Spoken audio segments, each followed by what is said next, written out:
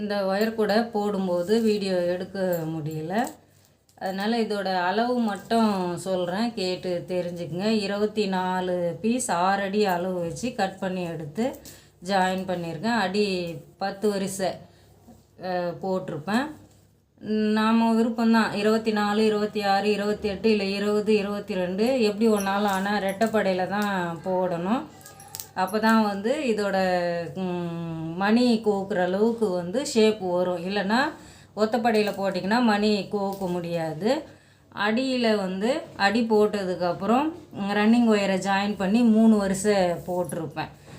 நீங்கள் 4 வரிசையும் போடலாம், 5 வரிசையும் போடலாம். மணி 100 கிராம் ஜாயின் பண்ணோன்னா இந்த சாதா நாட்டை அப் பண்ணிவிட்டு நீங்கள் மேலே மணியை கோத்துக்கலாம். மேலே நான் 4 வரிசை போட்டிருப்பேன்.